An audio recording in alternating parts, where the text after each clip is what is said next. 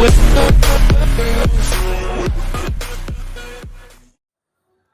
guys, balik lagi ke channel Habib Bahan. Kali ini kita balik lagi ke salah satu proyek Habib Bahan, yaitu yang ada di Jumbo Cafe yang ada di Tentrem Mall Semarang. Kalau bagi yang lupa, Jumbo Cafe ada di YouTube sebelumnya. Kita menerangkan tentang pemakaian foamy original wood yang terpakai sebagai salah satu desain dari Jumbo Cafe dan pemakaian foamy granite stone yang ada di bawah ini untuk dalam satu dekorasi Jumbo Cafe. Tapi guys, hari ini kita tidak akan membahas itu karena kita hari ini kedatangan satu spesial guys, yaitu dari desainer dari Jumbo Cafe ini sendiri, yaitu Priska dari AP Konsultan dari sini. Halo Priska, halo. Dia lagi mempersiapkan untuk ketemu sama teman-teman semua, mau menjelaskan cerita tentang gimana sih proses-proses desain Jumbo Cafe ini dari nol, dari ketemu sama kliennya mau minta apa sampai bisa keluar desain yang menarik seperti ini yang ada di Jumbo Cafe Tentrem Mall, yang tempatnya pasti enak buat meeting, pasti enak buat hangout, pasti enak buat makan. Jadi kita nggak berlama-lama, kita akan ketemu dengan Priska habis ini. Langsung Priska jelasin ya kayak apa proses behind design ideas dari Jumbo Cafe ini. Oke? Halo teman-teman HBH, aku Priska dari AP Consultant. Ini thank you banget nih Ko Henry nih, boleh kasih kesempatan kita AP Consultant buat bahas desain Jumbo ini. Pertama kita bahas dari project briefnya dulu ya. Ini ke Jumbo Cafe ini yang punya seorang pengusaha muda, cewek cantik, cantik ya, yang pasti dia punya perusahaan seperti Bird Nest gitu. Nah dia itu biasa ekspor, dijual buat keluar negeri, di Indonesia pun dia juga jual. Nah dia pengen ada inovasi buat bikin orang yang kalayak umum gitu tuh pengen agar mereka tuh juga bisa ngerasain Jumbo Bird Nest juga gitu. Jadi mereka kayak punya ide nih buat gimana ya kalau kita taruh di mall gitu. Nah kalian juga tahu kan kalau Tentrem Mall ini tuh mall yang cukup berkelas, cukup mewah kan di Semarang. Nah makanya nih mereka pilih Tentrem Mall ini buat jadiin outlet pertama mereka di Semarang, biar mereka semua pada mengenal, bisa mulai ngerasain yang namanya Bird Nest itu apa gitu. Nah pertama dulu Jessica itu pengen bikin kesan Jumbo ini temanya tuh Jepang tapi glamour. Nah saya sebagai arsitek, Jepang tapi glamour gimana ya? Jepang kan biasanya kan yang zen, yang tenang, yang inspiratif, yang meditatif gitu kan, yang clean gitu. Tapi kalau ada glamornya nih, saya berpikir gimana caranya ya. Pasti kan buat jadi arsitek kita harus cari jalan tengah tuh, mengakomodasi kepengenannya si Jessica, tapi harus ya jangan melenceng-melenceng amat gitu kan. Jepang kok glamor, susah tuh kan rada maduinya. Nah saya mulai berpikir, nah mungkin kalau dari material nih, dari material penggunaan batu, kayu, dan saya gunakan aksen gold untuk ngambil kesan glamornya si Jessica ini yang pengen diangkatnya itu. Kemudian kalau dari ini kan di mall ya, di mall itu kan fit out regulation-nya itu kan juga banyak tuh, nggak segampang kalau punya ruko sendiri atau punya tanah sendiri gitu. Jadi kita juga harus nyocokin nih fit out regulation-nya dari Tentrem itu gimana. Terus sudah ada plot-plot, misalnya nih tempat air di situ, kemudian di sana ada bukaan, ada bagian part mana yang nggak boleh ditutup, ada bagian berapa persen yang harus ditutup. Nah itu tuh regulasinya dari mall tuh cukup rumit juga gitu. Jadi itu yang harus dipikirin di awal, mana tempatnya cuma segini tapi harus bikin lega, harus bikin bagus, harus bikin eye-catching gitu kan. Nah itu PR buat saya tuh. Nah intinya kalau dari desain utama, saya mikir di sini tuh ada 3 part. Bagian depan, ini bagian fasad yang harus dibahas, yang harus yang harus didesain dengan baik biar jadi catching di antara mall-mall lainnya, di antara tenan-tenan lainnya, misalnya seperti Oton dan lain sebagainya itu. Jadi kesannya di fasad depan ini tuh menarik gitu dan beda dengan tenan-tenan lainnya. Kemudian tengah ini, bagian kedua ini adalah bagian area yang buat duduk, buat jualan. Dan ada kebetulan ini dia punya outdoor di belakang. Nah, kita bahas dari fasad dulu ya. Dari fasad dengan konsep Jepang yang glamor. Oke. Jepang glamor ya, inget-inget tuh. Penggunaan material yang pertama adalah kayu, batu, dan aksen gold. Semua di Jumbo ini, semua penggunaannya material hanya 3 itu. Karena Jepang harus simpel, ingat itu ya kan. Kayu, batu, dan aksen gold. Oke. Nah, kalau dari fasad, aksen kayu itu saya pilih kayu yang pengen gimana ya, warnanya nggak mau yang kayu yang berat seperti di Jawa gitu kan ya. Kalau di Jepang harus yang simple, terus kesannya kayu yang aging gracefully, wis. Jadi yang warnanya itu yang sudah menua dengan sendirinya kesannya gitu. Cuman saya nggak mungkin kan bawa kayu yang benar-benar udah rusak saya tempel di sini, udah benar-benar tua saya tempel di sini. Makanya saya menggunakan kayak elemen-elemen pengganti gitu. Ya boleh saya bilang ini produknya Koko Henry, HBH, pakai pomi gitu. Kemudian bagian batu sini, ini saya menggunakan juga kesan batu dan kesan kayu. Nah, part dari tenan yang sekecil ini, searea ini, saya bagi 3.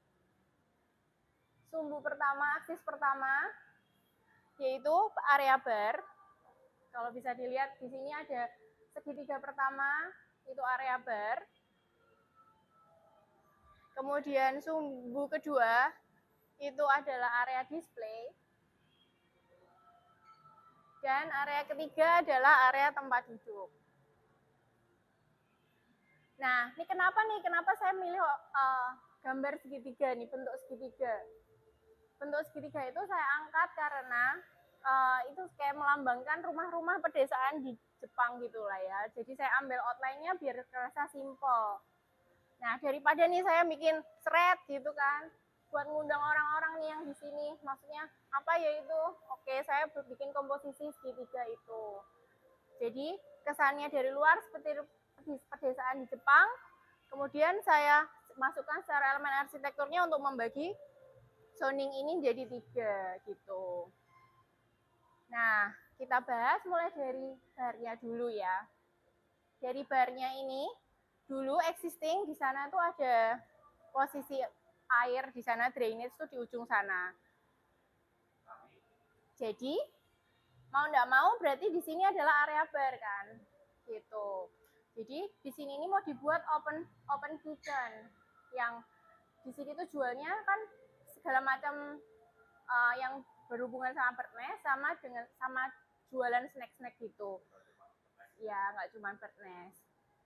Nah jadi kan kitchennya juga yang cukup sederhana, nggak yang cukup besar, dan mereka memang mau open kitchen gitu. Lalu di sini area order pun saya menggunakan desain kayu yang simple, yang menggunakan unsur apa ya, bentuknya ini saya buat seperti kayak struktur kayu yang diekspos gitulah ya, walaupun ini menggunakan HPL karena ini memang buat komersial kan, harus gampang untuk dibersihkan, gampang untuk kalau rusak gampang untuk diganti seperti itu.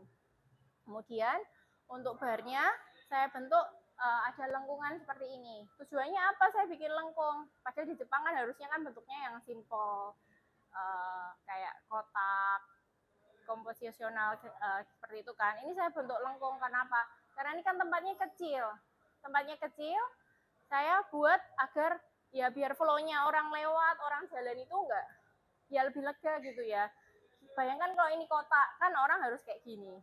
Kalau ini lengkung berarti kan orang kan lebih leluasa lah jalan gitu, kayak kayak dapat efek lebih leganya gitu.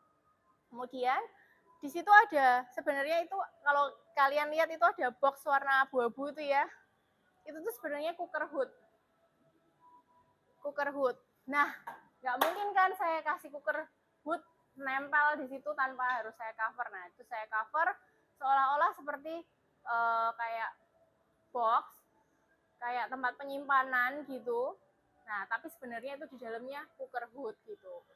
Nah, di sebelah kiri itu yaitu sebenarnya elemen dekoratif yang bagian juga dari water heater di dalamnya. Yang situ kok. Nah, ini yang ada tekonya di tengah-tengah ini, di dalam situ. Di dalam itu water heater sebenarnya. Buat cucian mereka itu kan banyak lemak ya, jadi mereka butuh air panas. Di dalam tuh water heater bisa dilepas-lepas, tapi dari luar tampilannya kayak seperti kayak rumah di Jepang yang suasananya kayak santai, mereka lagi minum teh kayak gitu. Jadi ini walaupun kecil, ini harus benar-benar ada water heater, ya harus spesies, dan barang-barang di sini ini banyak banget nih sebenarnya. Nah, lemari-lemari ini semua benar-benar kepake semua ini gitu, buat memanfaatkan ruangan yang sempit ini buat jadi counter yang harus nice juga gitu. Nah, kalau menurut material juga yang saya bilang tadi, saya cuma pakai 3 bahan, yaitu adalah kayu, batu, dan aksen gold gitu kan. Oke, stop kok. Nah, kita lanjutin lagi ya, belum selesai nih bahas area bar ini. Nah, ini buat memperkuat aksis ini, lihat kan ada segitiga itu kan. Nah, ini kan bagian utama nih dari kafe yang sekecil ini nih kan ya. Nah, ini saya beri aksen ini seperti kayak atap rumah yang lama itu. Jadi rangka-rangka kayu-kayunya itu saya ekspos, kesannya agar seperti terbentuk seperti kayak rumah Jepang yang tradisional gitu. Kemudian di atas tuh juga banyak hood buat penghisap asap dan lain sebagainya. Itu saya umpetin di area yang saya cat hitam semua itu. Gitu. Nah, lanjut kita ke part yang kedua. Nah, bayangin nih, tempat sekecil ini harus ada display buat pajang si bird nest itu. Nah, display ini kan juga hal penting nih, makanya aku taruh tengah. Jadi orang dari sini mau order bisa ngelihat ke display, orang yang duduk bisa lihat ke display. Jadi dia posisinya ada di tengah. Nah, di bentuk display ini saya juga pakai bentuk lingkaran lagi nih. Nah, kenapa? Ya agar flow sirkulasi di tempat ini tuh tidak terganggu. Jadi kayak lebih fluid lah ya, lebih mengalir gitu. Jadi nggak kepentok-pentok sudut-sudut yang bikin orang itu jalan jadi susah, sempit seperti itu. Nah, di display ini karena ini tempatnya areanya memang kecil, saya harus manfaatin space benar-benar. Jadi area-area di sini bolak-balik ini tuh dimanfaatkan untuk storage. Ini saya jadi buka rahasia nih, ini harusnya bukanya ini menggunakan magnet, digerak-gerakin gitu sampai locknya lepas gitu. Jadi di sini nggak kelihatan nih ada kayak bukaan gitu. Nanti dipakai magnet gitu, dimana locknya, terus nanti bisa kebuka gitu. Nah, kalau masalah display, ya nih di display ini jualan-jualan jumbo yang buat hampers, buat dikasih ke orang gitu. Untuk dikonsumsi sendiri pun juga bisa. Nah, di depan sini saya tampilkan branding jumbo di tengah-tengah. Jadi kayak ini loh jumbo gitu. Di tengah-tengah, ya balik lagi saya menggunakan warna goldnya jumbo. Kemudian belakangnya dasarnya itu kayak seperti batu hitam dan batu lagi buat di top table-nya ini. Dan ini kayu. Jadi tetap materialnya saya pakai tetap 3. Batu, kayu, dan aksen gold karena permintaan glamornya tadi. Kemudian kita pindah ya ke area yang ketiga. Area yang ketiga ini kan area duduk. Nah, area duduk ini nih kalian pasti bertanya-tanya nih kenapain sih ini ada box batu kayak gini nih. Gitu kan. Kenapa? Nah, ini kan area duduk nih. Ini orang lewat-lewat di sini kan. Nah, otomatis kalau duduknya di sini nih ada seperti kayak buffernya, orang pasti lebih nyaman dong. Enggak, kan tadi ketentuan outfitnya dari Tentrem masih boleh 70% tuh, ya kan, openingnya. Ini udah 70% kan. Nah, ini saya buat tutup biar area duduk ini sedikit tercover. Jadi enggak orang lalu lalang buat duduk tuh kesannya lebih apa ya, lebih intim gitu kali ya, lebih enggak kelihatan orang lalu lalang gitu. Kemudian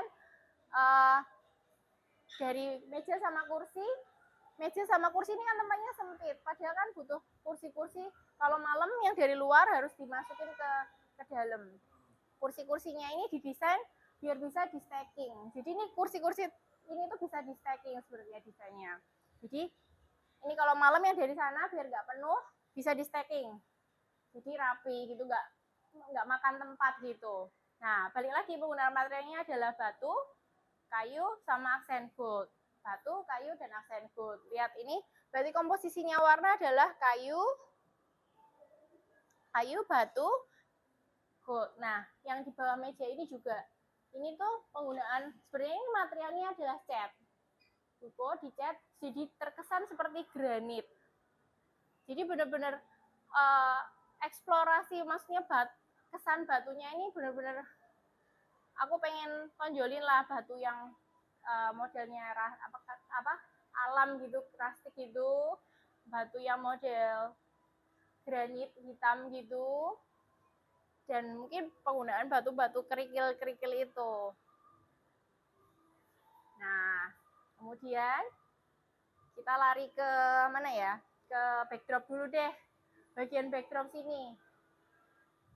Jepang kan harus simple, cuman kan sekarang tuh kan kalau tempat-tempat kafe-kafe gini kan harus punya karakter kan. Kita harus ngangkat sebagai arsitek kan, kita harus ngangkat brandingnya Jubo ini juga lah ya, brandingnya yang kita desain kan. Jadi aku munculin ini apa ya namanya ya, kayak gambar burung walet yang seolah-olah dia kayak keluar dari luar masuk ke dalam ke Jumbo ini. Kemudian jadi orang yang duduk di sini kalau foto nih ya oh ya itu tuh Jumbo gitu, jadi ingat orang.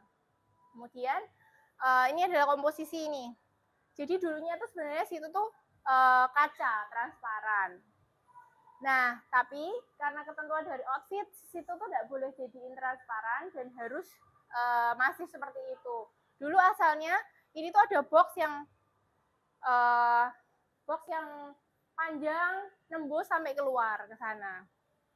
Nah, maksud saya itu biar kesannya itu ruangan ini nyambung sama luar, punya hubungan sama outdoornya gitu. Nah, tapi kan karena ketentuan outfit tidak boleh, outfit regulationnya Tentrem tidak boleh, ya sudah harus putar otak kan.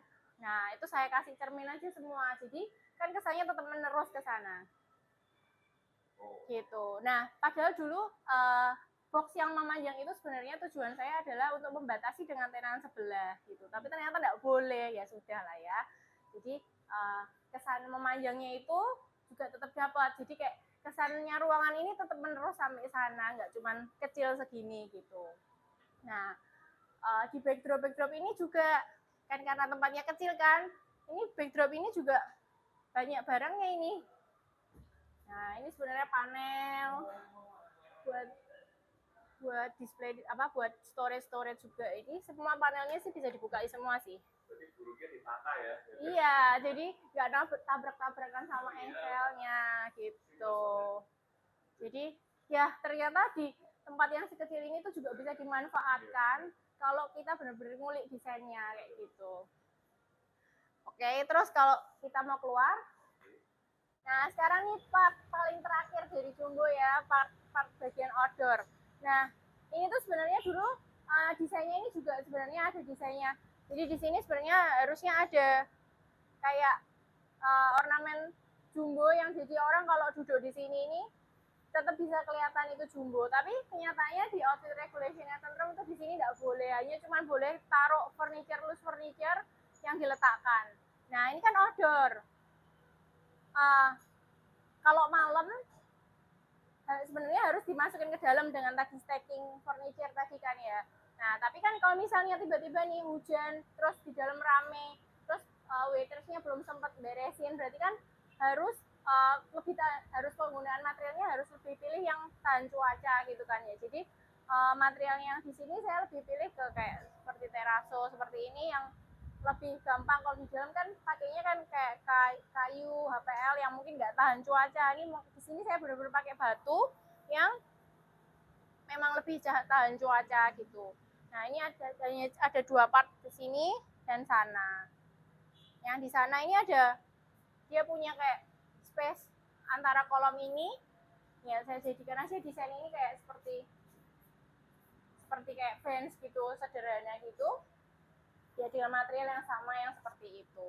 Dan ini nih lupa juga nih aku jelasin ya. Jadi kenapa nih antara kaca dan dengan tempat duduk bench itu aku kasih jeda ini. Jadi harus ada maksudnya kan kenapa taruh batu itu. Jadi orang kalau senderan nggak langsung nyender ke kaca nih. Jadi kalau ini saya pepetin, orang pasti senderan di kaca dong. Nah, ini saya kasih space ini ya juga untuk mempercantik dan kesan Jepangnya keluar, kesan Zennya keluar. Ya, sekalian. Jadi untuk bermanfaat biar orang nggak jadiin kaca ini jadi senderan gitu. Wah, jadi gimana nih diterangin sama Priska tentang Jumbo Cafe, kalian nggak ngerti kan kenapa kok ini ada segitiganya di sini, ini artinya apa tuh ada segitiganya di sana, kenapa pemakaiannya ini pakai batu, kayu sama gold accent ya. Jadi ingat ya, Jepang itu harus sederhana, pemakaiannya cuma pakai 3, itu diterangkan semua sama desainer dari Jumbo Cafe yang ada di Semarang ini, namanya Priska dari AP Konsultan, desainer muda, menarik, punya banyak inspirasi, kreatif banget. Jadi kalau ada teman-teman pingin desain di AP Konsultan, kira-kira ada keinginan apa, terus nanti dari AP Konsultan ada ide apa, nanti akan digodok bareng-bareng supaya menjadi ketemu titik tengah seperti ini yang menjadikan desain Jumbo yang ada di Tentrem Mall ini menjadi bagus banget. Jadi teman-teman yang suka sama video ini jangan lupa subscribe supaya kita bisa sering lagi melakukan BDI, Behind Design Ideas, bersama arsitek-arsitek yang ada di Semarang ini, arsitek muda yang kreatif ini, supaya kita bisa tahu kira-kira kayak apa sih cerita-cerita di balik desain-desain unik dari desainer-desainer yang ada di Semarang ini. Oke, jangan lupa subscribe guys, and this exclusively sama-sama yuk, handpick by hand. Bye guys.